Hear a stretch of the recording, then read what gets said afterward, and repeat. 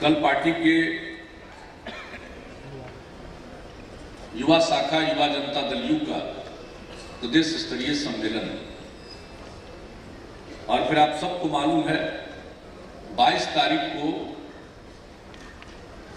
हर प्रखंड मुख्यालय पर भूमि बचाओ धरना का आयोजन किया गया, जो केंद्र सरकार के द्वारा तीसरी बार भूमि अधिग्रहण अध्यादेश लाया गया है। उसके विरोध में राज्यव्यापी धरना का आयोजन किया गया। हम सब लोगों ने 14 मार्च को एक दिवसीय उपवास रखा था भूमि अधिग्रहण अध्यादेश के खिलाफ में। अभी पार्लियामेंट में इस पर चर्चा हो रही है। राज्यसभा ने भूमि अधिग्रहण विधेयक पर विचार करने के लिए कमेटी का गठन किया है, जिसको अगले सत्र में अपनी रिपोर्ट देनी है। इसकी परवाह किए बगैर केंद्र की सरकार ने फिर से अध्यादेश लाया है।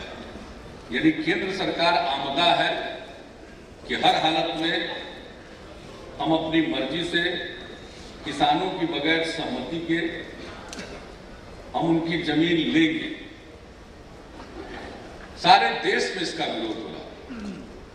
1894 के कानून को बदलकर 2013 में नया कानून बना और उस कानून का समर्थन सभी दलों ने किया था, भारतीय जनता पार्टी ने भी किया था। और कल मैंने किसान प्रकोष्ठ के द्वारा आयोजित भूमि बचाओ सम्मेलन में सुना दिया था, जो पार्लियामेंट में उस समय के पार्टी के इनके अध्यक्ष और अब देश के माननीय गृह मंत्री हैं श्री राजनाथ सिंह जी ने जो कहा था अपने पार्टी का स्टैंड, और उन्होंने कहा था कि किसी भी सूरत में किसानों की बगैर सहमति के जमीन का अधिग्रहण नहीं होना चाहिए। और जब केंद्र में सरकार बन गई तो उसी कानून को बदलने के लिए किसानों के सहमति के प्रावधान को समाप्त करने के लिए तीसरी बार अध्यादेश लाया। तो इसलिए इसका विरोध करना। इन्होंने लोकसभा के चुनाव में जितने वायदे किए हैं किसी पर अमल नहीं किया, यहां तक कि वायदों से मुकर गए। हमने काले धन के बारे में इन्होंने जो कुछ भी कहा था उसका बिहार में घूम घूम करके उनके भाषण का ऑडियो टेप सुना दिया। क्या कह रहे थे? काला धन लाएंगे, कोई बोल रहे थे 100 दिन के अंदर लाएंगे। और भाषण में कहा गया था कि हर गरीब आदमी को 15 से 20 लाख रुपया मुफ्त में यूं ही मिल जाए। और बाद में मुकर गए, बाद में कहने लगे कि पता ही नहीं है कि कितना पैसा है बाहर। तो जब पता ही नहीं था तो कैसे कह रहे थे कि 15 से 20 लाख दे देंगे? उस समय बात सुन करके जो लोग भाजपा के समर्थक नहीं है उनको भी लगा कि चलो एक बार बटन दबा दो कमल छाप पर, 15 से 20 लाख रुपया तो मिल जाएगा। और अब कह रहे हैं कि पता ही नहीं। और बाद में उनके अध्यक्ष महोदय जो हैं, जो यहां आ रहे हैं योग करने के लिए,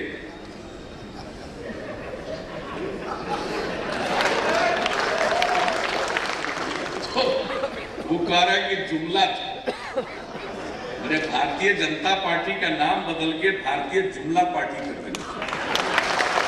चुनाव में जो बोलेंगे बाद में घोषित कर देंगे, वो तो जुमला था। चुनाव में आपको वोट लेने के लिए कह दिया गया। तो इसी तरह से जितना ही बात बोले किसान का क्या बोले? लागत खर्च पर 50% मुनाफा जोड़कर न्यूनतम समर्थन मूल्य देंगे, भूल गए? और अभी धान का न्यूनतम समर्थन मूल्य घोषित किया है, मात्र 50 रुपया प्रति क्विंटल बढ़ाया।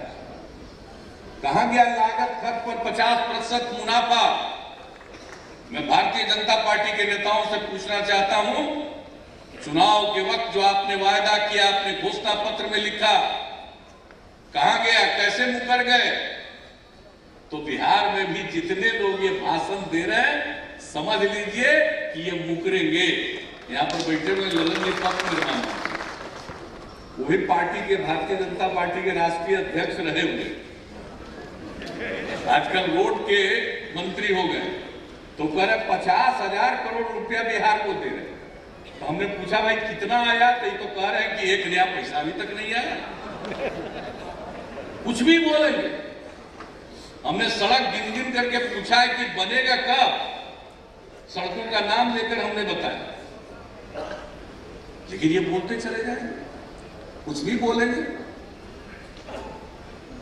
ये लोग बोल रहे हैं डिजिटल इंडिया की बात, तो इसके लिए उनके मंत्री हैं। अब यहां आते हैं तो और बहुत बात बोलते रहते हैं। एक दिन हमने पूछ दिया कि भाई आपका जो विभाग है और जिस संगठन को आप चलाते हैं सरकार के द्वारा, BSNL, उसको लोग कहते हैं भाई साहब नहीं लगेंगे। भाई साहब नहीं लगेंगे। विभाग के जो मंत्री जी हैं, मोबाइल में फोन कीजिए, बीचे में फोन ड्रॉप करके, कॉल ड्रॉप करके। हमने कहा कि भाई बहुत कॉल ड्रॉप हो रहा है, इसको तो सुधारिए। बिहार में आकर के तरह तरह का लेक्चर दे रहे हैं। आपके विभाग का काम है, अब बात करते बिना कॉल ड्रॉप के 2-3 बार कॉल लगाइए तो बात पूरी होती। तो हमने कहा जो कॉल ड्रॉप की समस्या से लोग जूझ रहे हैं, इसको तो ठीक कीजिए, नहीं तो लोग आपको कहने लगेंगे कॉल ड्रॉप मंत्री। कॉल ड्रॉप मंत्री जी के हाथ में है, डिजिटल इंडिया ही कहते हैं बना देंगे। क्या कर रहे हैं भाई यहां इसके लिए? कुछ कर नहीं रहे। ये लोग वादा तो तरह तरह की, एक मंत्री और आते हैं, अब उनके जिम्मे LPG का काम। ये लोग कहा कि LPG ले लीजिए, हम जो उसका सब्सिडी है आपके खाता में दे देंगे। अब आजकल लोगों से पूछिए कितना आदमी के खाता में LPG सब्सिडी का पैसा जा रहा है, पते नहीं चल रहा। पूछिएगा लोगों से, जो बताए ना अभी आपको कि जो घर में जाइएगा, लोगों से मिलिएगा, तो उनसे जरूर पूछिएगा कि LPG के सब्सिडी का पैसा मिला। पहले तो पूछिएगा कि LPG सिलेंडर का इस्तेमाल करते हैं, जो सिलेंडर के इस्तेमाल करते हैं उनसे पूछिएगा कि सब्सिडी वाला पैसा आया, ये जरूर पूछिएगा। ये लोग कोई काम नहीं कर रहे हैं, इनके जिम्मे जो काम है उसको तो ये लोग भूल गए।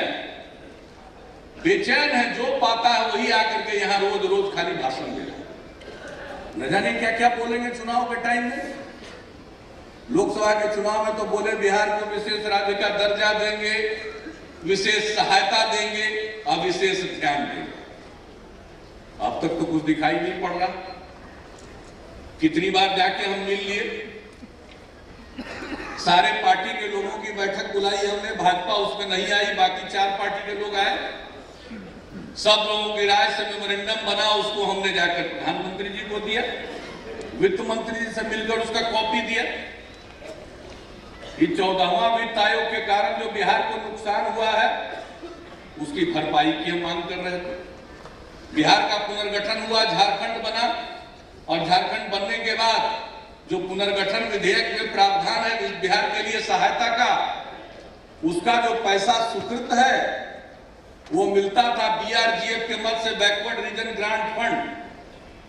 अब उसका आवंटन शून्य कर दिए। हमने कहा कि भाई हमारा जो पैसा बचा हुआ 9,000 करोड़ रुपया, 10,000 करोड़ रुपया कैसे मिलेगा?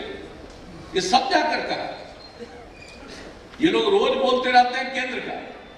ये भाजपा के लोग जब साथ थे, उसी समय बिहार में नेशनल हाईवे को ठीक करने के लिए हम लोगों ने लगभग 1,000 करोड़ रुपया, 967 करोड़ रुपया खर्च किया। वो पैसा नहीं मिला। अब आप केंद्र की सरकार में हैं, बिहार का पैसा खर्च हुआ है, ये पैसा कहीं बिहार को दिलवाते हैं। ये कर कुछ नहीं रहे। किसी भी मुद्दे पर जो कुछ भी इन्होंने लोकसभा के चुनाव में कहा, उस पर अमल नहीं कर रहे हैं, उससे भाग रहे हैं। स्किल डेवलपमेंट की बात ही करते हैं। स्किल डेवलपमेंट के भी, कौशल संवर्धन के भी मंत्री यही के हैं। हम उनसे पूछते हैं कि देश भर में क्या किया है, आप ही जानते होंगे। बिहार में किसी का कौशल संवर्धन किया क्या, स्किल डेवलपमेंट किया क्या? 13 महीना बीत गया। 5 साल के लिए जनता चुनती है, अंतिम 6 महीने तो चुनाव की तैयारी होती है। 1 साल बीत गया, 13 महीना बीत गया। 13 महीना बीतने के बाद कुछ नहीं हुआ। कब कीजिएगा? आते आते जो काम कर रहे थे ये लोग बड़ा 1 साल पूरा होने पर कहेंगे कोई घोटाला नहीं, कोई घपला नहीं। अब आजकल देख ही रहे 4-5 दिन से कानून तोड़ने वाला कहां रह रहा है, मानवीय आधार पर मदद करने। सुने जिनसे इनको अपनापन है, चाहे वो जितना कानून तोड़े, जितना गड़बड़ करे, उसके लिए कुछ भी करेंगे। एक एक करके सब बात आ गई, क्यों नहीं इस पर कार्रवाई हो रही? मानवीय आधार पर लोग कहते हैं पूरी पार्टी साथ में है, पूरी सरकार साथ में है। तो हम लोग जानते ही हैं, कोई एक आदमी का कसूर थोड़ा ही है, पूरी संस्कृति है उस पार्टी, उस संगठन की संस्कृति है। और यहां बोलते हैं जंगल राज, यही आपका मंगल राज कि जो आर्थिक अपराध का अभियुक्त है वो विदेश में है और उसको यात्रा में मदद करने के लिए मानवीय आधार बोल रहे हैं। यही है कानून का राज। हम लोगों को कहते हैं जंगल राज, तो यही आपका मंगल राज। यानी मंगल किनका होगा? जो आपका अपना है। लेकिन हम लोगों ने इतने दिनों के अंदर इस मामले में अपना पराया कोई भेदभाव नहीं किया, कानून का राज कायम किया, कानून ने अपना काम किया। हमने किसी को न बचाया न किसी को फंसाया। कानून का राज इसको कहते हैं। कानून का राज इसको नहीं कहते कि अपना आदमी है तो उसको बचा दो, बहाना ढूंढ लो, मानवीय आधार। तो ये इन लोगों का नजरिया है, ये इन लोगों का सोच है, और इस सोच के आधार पर चल रहा है। दूसरे को असल बात है, ये लोग गए हैं पूरे तौर पर नर्वसा गए, पूरा नर्वस हो गया है बीजेपी का। और इसी नर्वसनेस में ये तरह तरह की बात बोल रहे हैं। बताइए कैसी कैसी भाषा का प्रयोग कर रहे हैं। अरे भाई, हमने तो सिर्फ कहा था कि योग निजी तौर पर करने की चीज है, जरूर कीजिए, फायदा देगा। यानी थोड़ा भी बर्दाश्त नहीं, टॉलरेंस नहीं, किसी चीज को बर्दाश्त नहीं करते। आज इसी का नतीजा है कि भारतीय जनता पार्टी के जो सबसे वरिष्ठ नेता हैं, जो उनके मार्गदर्शक हैं, श्री लाल कृष्ण आडवाणी जी, उन्होंने इमरजेंसी के फिर से लगने की आशंका व्यक्त की। ये और किसी ने नहीं कहा, उसी पार्टी के सीनियर मोस्ट वरिष्ठतम नेता जो उनके मार्गदर्शक हैं, मार्गदर्शक मंडल के सदस्य। वैसे तो मार्गदर्शक मंडल बना के ओल्ड एज होम टाइप लोग बनाते हैं, लेकिन बताइए जिनका ये जितनी इमरजेंसी में यहाँ पर बैठे हुए हम लोग जो भी एक्टिविस्ट हैं, सब लोग जेल के अंदर थे। आडवाणी जी तो उस समय जनसंघ के बड़े नेता थे, वो भी जेल के अंदर थे। तो सबको मालूम है जिस तरह का माहौल बनता चला जा रहा है। वो कह रहे हैं कि अभी भरोसा नहीं होता है हमको कि इमरजेंसी नहीं लग सकता है, लग भी सकता है।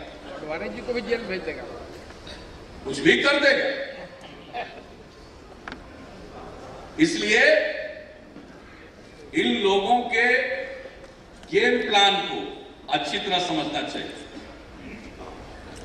अब 13 महीने से रात हो रहा है, किसको फायदा हो रहा है? हम तो 1 मार्च को जो गांधी मैदान में राजनीतिक सम्मेलन था राज्य स्तरीय, उसमें भी आपको बताया 1 साल में जो 5 बड़े पूंजीपति हैं, उनकी संपत्ति में 65,000 करोड़ से ज्यादा वृद्धि हुई है। जान लीजिए, अच्छे दिन जिनके आने थे उनके आ गए, उनके अपने लोगों का, उसमें से भी एक अकेला, हम नाम नहीं किसी का लेते, एक अकेले की संपत्ति बढ़ी है 25,000 करोड़ रुपए से ज्यादा।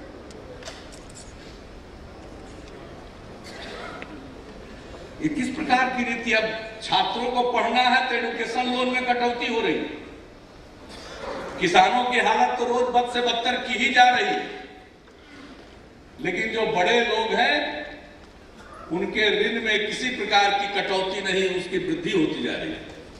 अब खुद रिजर्व बैंक के जो गवर्नर हैं उन्होंने इस बात पर अपनी राय रखी है खुल करके, तो किस प्रकार की अर्थव्यवस्था की ओर देश को ले जा रहे हैं।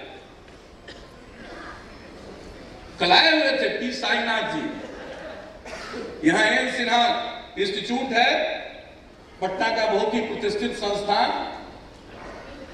और वो एक देश के जाने माने वरिष्ठ पत्रकार हैं जिन्होंने ग्रामीण अर्थव्यवस्था पर और कृषि पर और किसानों की स्थिति पर बहुत लिखा। कल बता रहे थे, लोग कहते हैं कि ये जो रूरल इकोनॉमी है इसको आगे बढ़ाने के लिए पैसे की जो जरूरत है कहां से आएगा, या जो किसानों को कठिनाई है उन्होंने आंकड़े देकर बता दिया था कि भाई कौन लोग हैं किनको आप पैसा देते हैं। यहां तक कि कृषि के नाम पर जो पैसा दिया जा रहा है वह अभी शहरों में लोगों को दिया जा रहा है। तो इनका जो हिसाब है ये जग जाहिर है, और इन सारी बातों की चर्चा करनी है हमें, चाहे काला धन का सवाल, युवा वर्ग के लिए रोजगार का प्रश्न हो, किसानों की समस्या हो, बिहार की अस्मिता और तरक्की के साथ जुड़ा हुआ मसला हो, बिहार को विशेष राज्य का दर्जा, ये सारे मसले पर जन जन के बीच में चर्चा हम लोगों को करनी है। और अपनी बात हम लोगों ने जो कहा है उसको किया है। हमारी आदत नहीं है कि यूं ही वायदे करते रहें, हमने जो आज तक कहा उसको करके दिखाया है, और आगे भी बिहार की जनता मौका देगी तो इस बिहार को विकास की नई ऊंचाइयों पर ले जाकर दिखाएंगे। आज ही बिहार की इतनी तरक्की हो रही, तरक्की हुई, बहुत कुछ हुआ, लेकिन बहुत कुछ करना बाकी है। ये जो बिहार की प्रगति का सिलसिला चला है,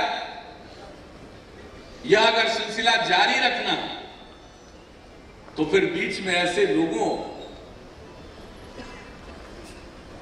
को कहीं से भी अगर लोगों ने एक वोट दे करके भी उनको ताकत देने की कोशिश की तो बिहार पटरी से उतर जाएगा।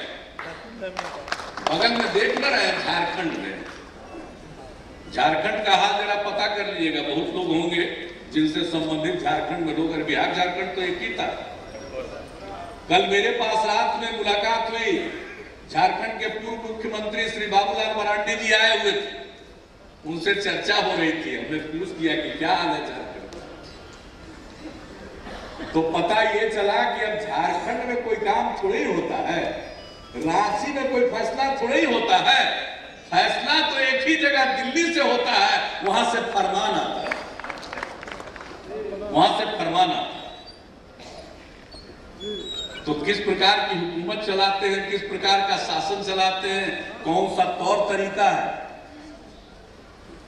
ये तो काम करते नहीं है, लेकिन प्रचार करने में माहिर।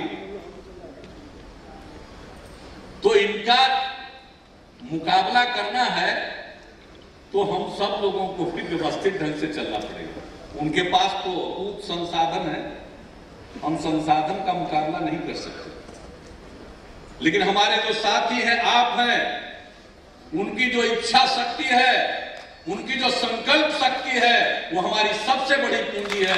लोगों के बीच में व्यवस्थित ढंग से जाइएगा, और जो आपको बताया गया है ये कुछ नहीं, सबसे बातचीत करके कैसे करना, ये काम हम लोग करते हैं, जनसंपर्क का काम करते रहते हैं। और क्या करते हैं, अपने चुनाव में तैयारी करते हैं, जनसंपर्क करते हैं, उसी को एक संगठित और व्यवस्थित रूप दीजिएगा तो उसका बड़ा भारी असर पड़ेगा।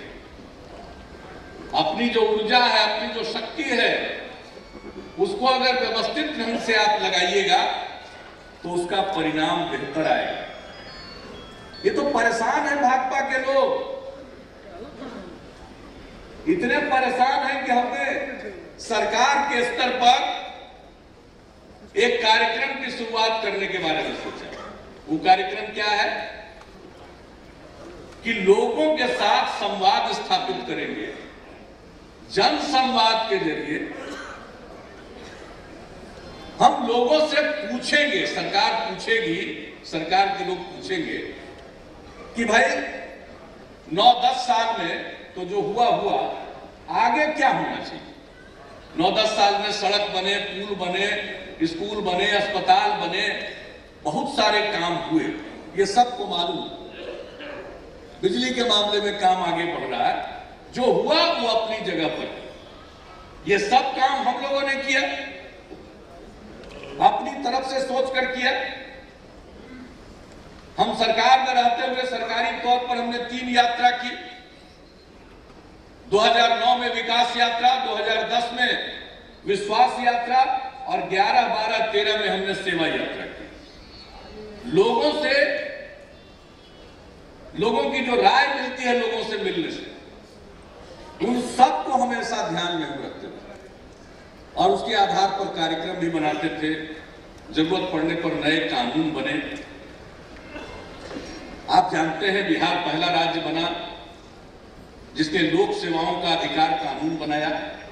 दूसरे राज्यों ने, बहुत राज्यों ने आकर अध्ययन किया, उसका अनुकरण किया। तो हमने बहुत काम किया, लेकिन लोगों के बीच में जाकर लोगों से समझना चाहते हैं कि अब आप बताइए भाई, आप अपने गांव में जो कुछ भी हुआ वो अपनी जगह पर है, आप क्या सोचते हैं आगे क्या होना चाहिए।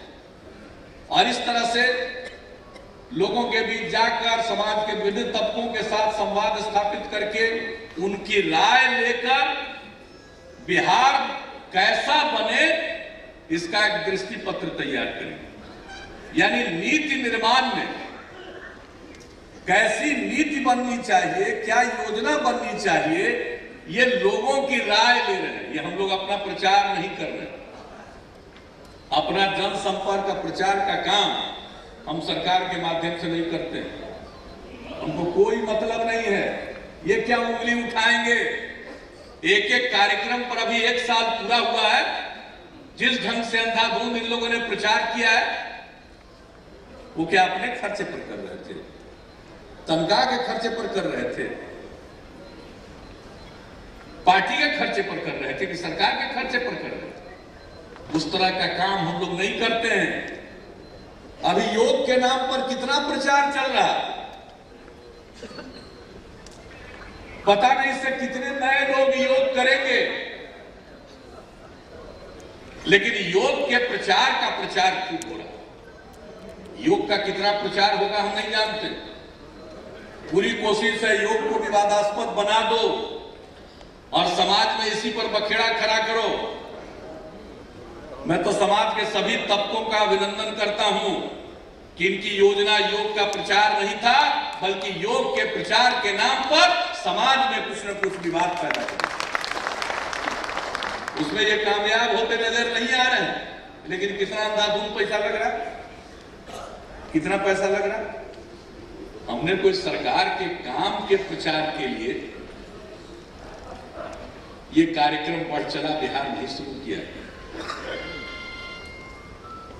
जन संवाद के जरिए, जन भागीदारी के जरिए नीति निर्माण हम करना चाहते हैं। इसमें कौन सा मॉडल कोड का उल्लंघन हो रहा है? इसमें जाके कोई कह रहा है कि जाके विधान परिषद में फलाना को वोट दीजिए। विधान परिषद के चुनाव का इतना मतलब है क्या? मतलब है क्या? सीमित लोग उसके मतदाता हैं, क्या मतलब इसका? उससे इसका मतलब तो है कि नीति निर्माण में जन भागीदारी। ये भारतीय जनता पार्टी नीति निर्माण में जन भागीदारी के नजरिए को पसंद नहीं करती है, चूंकि ये अपनी राय थोपना चाहते हैं। समाज को बांटकर, झगड़ा लगाकर ये राज करने में माहिर है। हम चाहते हैं जनता, हर तरह की जनता, किसी भी धर्म मजहब के हों, किसी भी जात बिरादरी के हों, किसी भी समुदाय के हों, किसी भी पेशे के हों, क्या सोचते हैं बिहार कैसा बनना चाहिए?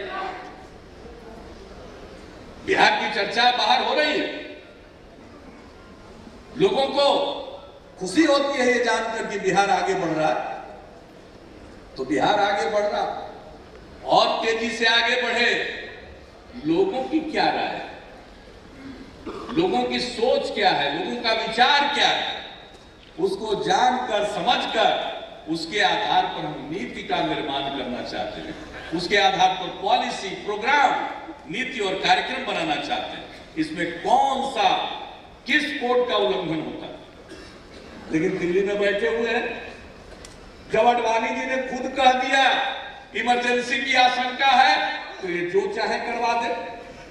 चाहे तो हम लोगों का जनता की राय से नीति निर्माण का जो कार्यक्रम हमारी सरकार ने शुरू किया, दुनिया का अपने आप में एक अभिनव और अनूठा प्रयोग हो रहा है, इसको रुकवा दे। रुकवा सकते हैं, ताकतवर है। जब अडवाणी जी ने कहा कि इमरजेंसी की आशंका है, तो ये कोई काम करवा सकते हैं और कोई काम हो सकता है। लेकिन आप कल्पना करिए, ये किस प्रकार के लोग हैं। ये कोई भी जनता की भागीदारी हो नीति निर्माण में, किसी भी प्रकार की भागीदारी के पक्षधर नहीं है। तो ये हर प्रकार से बाधा डालेंगे। सरकार को काम करने का अपना अधिकार है। जिस दिन तक का मैंडेट है, उस दिन तक सरकार को काम करने का अधिकार है। चोर दरवाजे से, शॉर्टकट से सरकार को काम करने से रोकना चाहते। इतनी घबराहट क्यों, इतनी बेचैनी क्यों भारतीय जनता पार्टी के नेताओं को है? अगर बेचैनी है तो आइए, बिहार कैसा होना चाहिए, इसके लिए संवाद, वाद विवाद में शामिल होइए। आइए, बताइए, नाम बताइए, किसका विजन है, कौन सा नजरिया है, कैसा बिहार बनना चाहिए। हमारा तो नजरिया है न्याय के साथ विकास का, और हम लोगों की राय सुनकर बिहार के लिए एक दृष्टिपत्र, विजन डॉक्यूमेंट बनाना चाहते हैं। ये विजन डॉक्यूमेंट तो पार्टी का नहीं होता, स्टेट का होता, बिहार का होता। जो पार्टी चाहे उस विजन डॉक्यूमेंट को अपनाती। एक विजन डॉक्यूमेंट लोगों के पास होता, लोग उस पर चर्चा करते, झूठे वायदे करके लोगों को बरगलाकर, झांसे में लाकर वोट लेना चाहते, सही मुद्दे पर चर्चा नहीं करना चाहते। तो इनकी आदत है, तो इससे कुछ भी परेशान होने की जरूरत नहीं है। ये कुछ भी कर सकते हैं, क्योंकि जब नर्वस हो जाता है आदमी तो कुछ भी करता है। ये जो भी करेंगे अपने पैर में कुल्हाड़ी मारेंगे, चिंता मत करिए, ये अपने पैर में कुल्हाड़ी मारेंगे। साथियों, आप सिर्फ अपनी बात कहिए, और लोग जब चर्चा में तल्लीन हो जाए तो धीरे से पूछिए कि काला धन वाला कुछ आया। धीरे से चलते चलते पूछेगा, अच्छा एक बात हो, कुछ मोदी जी बोले थे काला धन वाला 15-20 लाख का कुछ आया, मोहनी हुआ, हल्का सा और सब से लैस कर देंगे। मोदी जी का जितना भाषण है ना, सब दे देंगे। आप अपना मोबाइल में उसको स्टोर कर लीजिएगा, अपलोड कर लीजिएगा। आज ऐसे बात में शुरू होगा ना, चर्चा उर्चा होते होते कोई हड़बड़ाना नहीं है। ऐसा नहीं कि जाके घर पर हमको वोट दीजिए कह के निकल, ये सब कुछ नहीं। कोई पर्चा बांट के निकल भी जाना, बैठिए प्रेम से और बैठ करके कहिए कि क्या हालचाल है, कैसा चल रहा है, देखिए ये है, मौसम पर बतियाइए, सब चीज पर बतियाते धीरे से मोबाइल अपना ऑन कर। तो घबराएगा कि मोदी जी किधर से आ गए, तो नहीं, आपको याद कराने के लिए क्या क्या धीरे से पूछिए। तो कहीं देखिए ना, बंदे नहीं हो रहा है, हल्का सा कैसे सुना दीजिए, और उसके बाद खुद से पूछ लीजिए कि अच्छा चलिए, ये तो कहां से बच गया, 15-20 लाख को कुछ मिला कि नहीं मिला? क्या पूछिए जरूर लोगों से। विशेष राज्य का दर्जा, विशेष सहायता, विशेष ध्यान, किसानों को लागत पर 50% मुनाफा जोड़कर न्यूनतम समर्थन मूल्य, ये कुछ भी बोलता है। बताइए, बिजली के लिए रात दिन मेहनत हम लोग कर रहे हैं। यहाँ हमारे ऊर्जा मंत्री जी, वित्त मंत्री जी विजेंद्र बाबू बैठे हुए हैं, लगे रहते हैं सब लोग काम में। अब उसमें हमने 15 अगस्त 2012 को गांधी मैदान में स्वतंत्रता दिवस के अवसर पर झंडोत्तोलन करने के बाद अपने भाषण में कहा, बिजली की स्थिति में सुधार लाएंगे, और अगर सुधार नहीं ला पाएंगे तो 2015 के चुनाव में वोट मांगने नहीं जाएंगे। सुधार आ गया, सब महसूस कर रहा है, एक एक चीज की मॉनिटरिंग करते हैं, सब काम कर रहे हैं। तो एक रोज कहा कि बिजली की स्थिति सुधरी है, वो हम लोगों के चलते सुधरी है। बिजलियां खरीदने में आज जिस दर पर बिजली सप्लाई हो रही है, उसमें हजारों करोड़ की सब्सिडी लगती है। तो ऐसा करें कि भाजपा के लोग केंद्र में हैं, मंत्री सब आते ही जाते हैं, दर्जनों मंत्री कूद रहा है यहाँ, आ रहा, रोज आ रहा, रोज जा रहा। तो उनसे पूछिए कि जो बिजली का पैसा लगता है खरीदने में बिजली का, खास करके जो एनटीपीसी का बिजलियां जो ले रहे हैं, उसको 2-4 महीना मुफ्त क्यों नहीं देते? दे दीजिए मुफ्त। अगर मुफ्त नहीं देना है तो कम से कम जितना सब्सिडी हम लोग दे रहे हैं हजारों करोड़ महीना में, वही दे दीजिए, मान लेंगे क्रेडिट। साहब इसी तरह की बात करना।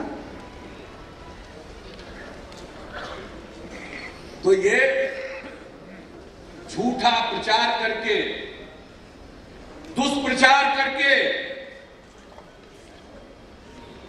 ये वोट लेना चाहते हैं, लोगों को डराना चाहते हैं, लोगों को डराना चाहते हैं, जंगल राज कह के डराना चाहते हैं।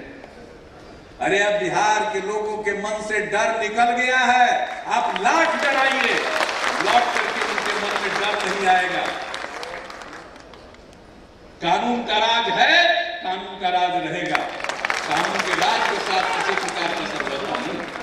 लेकिन हम लोगों का गठबंधन हुआ तो परेशान है, परेशान है, अभी और परेशान होंगे, रोज रोज परेशान होंगे। अभी तो लालू जी का पूरा, जिसको कहिए फुल फोर्स में भी भाषण नहीं शुरू हुआ।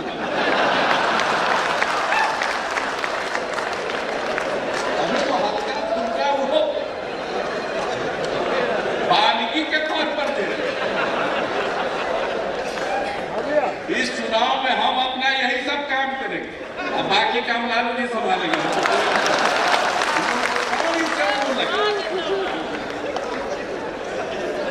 तो ऐसा उदाहरण दे देंगे कि आप लोग समझते रह जाइए क्या खुजली है। आप सोचिए जरा, खुजली जब हो जाता है तो नोचने का मन करता है कि नहीं? आदमी उसको नोचता है और कुछ दिन के बाद लहरने लगता है। तो नोचने में बड़ा आनंद आता है शुरू में जब खुजली होता है, लेकिन बाद में लहरता है। ये तो कहा था लालू जी ने इनके बारे में। हम तो ऐसा बोल नहीं सकते,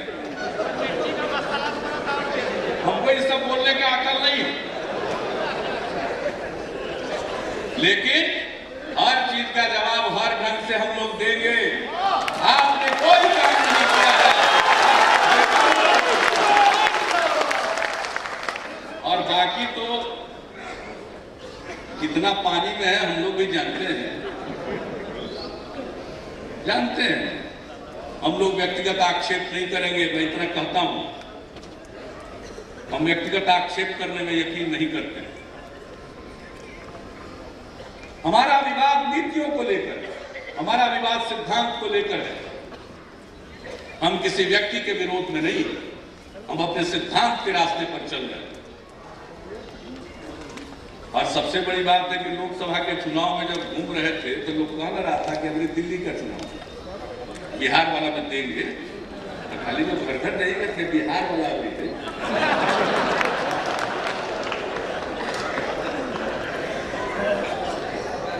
ये सब याद करा दीजिएगा और जनसंपर्क कीजिएगा। हर घर दस्तक, हर घर पर जब दस्तक दीजिएगा और इसी तरह से अपनी बात करिएगा तो मैं समझता हूं कि आप जो जनसंपर्क का ये जो अभियान चलेगा बहुत कारगर साबित होगा।